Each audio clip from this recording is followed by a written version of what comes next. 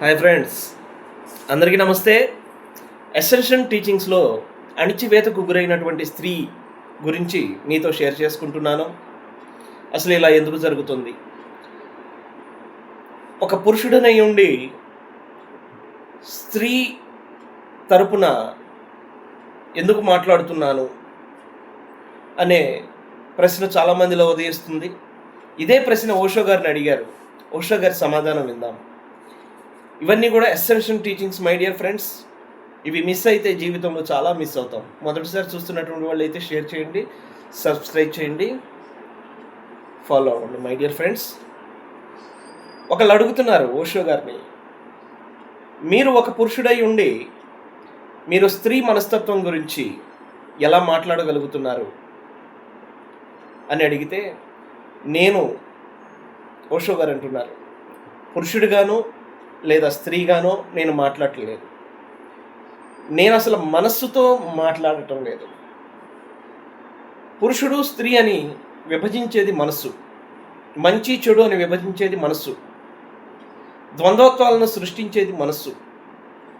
అయితే వీటికి అతీతమైనటువంటి ఒక చైతన్యం, ఎరుకలా నేను మాట్లాడుతున్నాను, చైతన్యంలా మాట్లాడుతున్నాను. ఈ చైతన్యం అనేది స్త్రీయా పురుషుడా? ఎరుక అనేది స్త్రీయా పురుషుడా? అసలు చూడండి, మానవ శరీరంలోనే ఈ చైతన్యం అనేది ఒక భాగంగా ఉంది. అది లేనిదే శరీరం, అది స్త్రీ శరీరమైనా పురుష శరీరమైనా నో యూస్. సో ఆ చైతన్యం నేనై ఉన్నాను, ఆ చైతన్యమే మీతో మాట్లాడుతుంది అని చెప్తూ, ఎందుకంటే మీ మనస్సు మీ శరీరంలో ఒక అంతర్భాగం. మీ శరీరము మీ మనస్సు రెండు వేరువేరు కాదు. ఇక్కడ శరీరము మనస్సుని రెండు వేరువేరుగా చూడొద్దు. కనుక శరీరంతోనూ మనస్సుతోనూ కూడా పురుషతత్వం స్త్రీతత్వాలు కలిసిపోయి ఉన్నాయి. పురుషుడు లేదా స్త్రీ అనేది శరీరానికి సంబంధించింది, లోపల ఉన్నటువంటి చైతన్యానికి సంబంధించింది కాదు. ఎసెన్షియల్ టీచింగ్స్లో చాలా నిగూఢమైనటువంటి సత్యాలు రిలీజ్ అవుతాయి మాస్టర్స్. అర్థం చేసుకునగలిగేటటువంటి శక్తిమంతులు మాత్రమే మీరు ఈ వీడియోలను చూస్తూ ఉంటారు అని నేను గ్రహిస్తున్నాను. ఎందుకంటే మీకు ఆ శక్తి ఉంది కాబట్టి ఈ వీడియో మీ దగ్గరకు వస్తుంది. పురుషుడికి స్త్రీకి లేదా ఈ రెండింటికి అతీతమైనది శక్తి ఒకటి ఉంది. అది సర్వోత్కృష్టమైనది. అదే మీ అసలైన అంతర్భాగం. దానినే అంతరాత్మ అని కూడా అంటారు. మీ అస్తిత్వం అదే.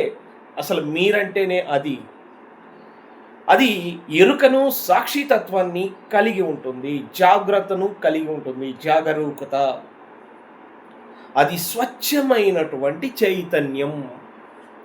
ఎంత అద్భుతమైనటువంటి నాలెడ్జ్ మై డియర్ ఫ్రెండ్స్. ఒక పురుషుడు ఒక స్త్రీల యొక్క అభ్యుదయం గురించి మాట్లాడుతున్నాడంటే వాడు పురుషుడా స్త్రీయా? ఎందుకు స్త్రీల గురించి, స్త్రీల చైతన్యాన్ని గురించి ఎందుకు మాట్లాడుతున్నాడు అంటే, ఆయన మరొక అద్భుతమైన విషయాన్ని చెప్తున్నాడు.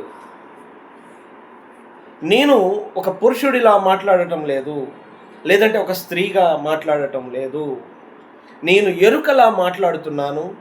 నేను స్త్రీ శరీరంలో ఎన్నోసార్లు జీవించాను, నేను పురుష శరీరంలోనూ ఎన్నోసార్లు జీవించాను. నేను అన్నిటికీ సాక్షిగా ఉన్నాను. నేను అన్ని నివాసాలు చూశాను, నేను అన్ని వస్త్రాలు చూశాను. నేను మీకు చెబుతున్నది నా యొక్క అనేక జన్మలకు తుదకు తేలిన అభిప్రాయం.